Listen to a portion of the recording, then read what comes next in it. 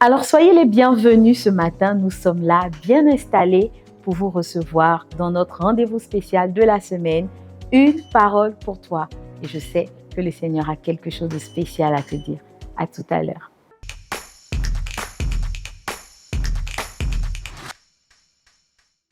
Alors beaucoup d'entre nous, lorsque nous évoluons dans notre relation avec le Seigneur, on espère et on travaille à lui faire plaisir.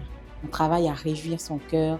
On travaille à faire quelque chose qui peut toucher Dieu, soit dans notre manière de faire des offrandes ou dans notre manière de nous impliquer davantage dans le service ou dans notre vie de prière ou même dans notre consécration. Alors, lorsqu'on essaie de plaire à Dieu, comment est-ce que nous devons nous y prendre? Souvenons-nous de cette histoire de ce jeune homme riche qui s'est approché de Jésus et qui lui a dit: « Bon maître, que dois-je faire pour hériter de la vie éternelle ?»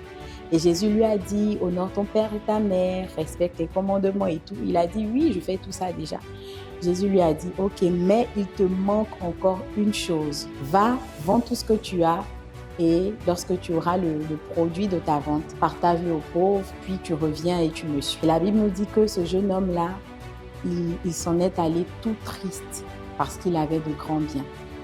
Alors, lorsque nous essayons de plaire à Dieu, c'est Dieu qui détermine la chose que nous devons faire pour toucher son cœur. Et il y a en général deux types d'attentes ou deux types de choses que Dieu va toucher. La première, ce sont les attentes générales, c'est-à-dire que Dieu va nous parler de notre vie de jeûne, de notre manière d'aimer notre prochain, de comment est-ce que nous travaillons dans sa maison.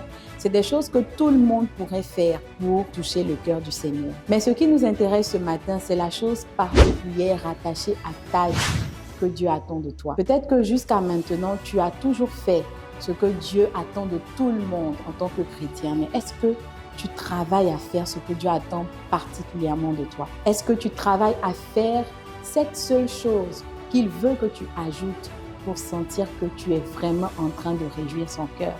Est-ce que tu t'intéresses à franchir la limite de cette chose qui va te classer dans la catégorie de ceux qui ont marqué et qui ont touché le cœur de Dieu? Alors pour toi, ça pourrait être que Dieu ne veut même pas que tu touches une seule goutte d'alcool. C'est pas que c'est interdit, mais pour toi, Dieu ne veut pas que tu le fasses. Ça pourrait être que Dieu attende de toi que tu fasses une offrande particulière, comme il a demandé à Abraham de donner Isaac. Peut-être que pour d'autres personnes, ça n'a pas vraiment de valeur, mais pour toi, cette chose-là peut changer vraiment le regard de Dieu sur ta vie. Ça pourrait être aussi la manière dont Dieu veut que tu investisses dans la prière. Ce n'est pas que tu ne pries pas, mais Dieu veut que tu passes à un autre niveau. Ça pourrait être aussi, Dieu veut que chaque semaine, tu aies au moins 2 heures d'évangélisation personnelle où ce n'est ni ta tribu, ni ton groupe, ni ta famille de l'église, mais où toi-même tu prends l'engagement de sortir et de parler de Jésus. Ça pourrait être aussi que le fait que Dieu veuille que tu sortes de certaines relations. Ça pourrait être même que Dieu veuille que tu changes ta manière de t'habiller. Il y a tellement de choses que nous pourrions citer là. Mais ce matin, j'aimerais que tu puisses méditer sur cela et demander au Seigneur, quelle est cette chose qui me manque? De la même manière que tu l'as dit à ce jeune homme riche, dis-moi cette chose afin que je puisse me challenger pour les futures dimensions de ma vie. Comment est-ce que tu pourrais reconnaître justement cette attente particulière de Dieu à ton endroit? Pense juste à la chose qui serait pour toi la plus difficile à faire pour Dieu pour le moment. Quelle est cette chose qui, lorsque tu penses à elle, fait battre ton cœur? Quelle est cette chose qui te donne des sueurs froides? Eh bien, cette chose est la chose que tu devrais commencer à faire. Parce que lorsque tu réussiras à traverser cette limite, tu pourras être classé dans la catégorie de ceux qui ont surpassé les peurs de leur vie, ceux qui ont surpassé leurs échecs, ceux qui ont surpassé leurs limites pour toucher le cœur de Dieu.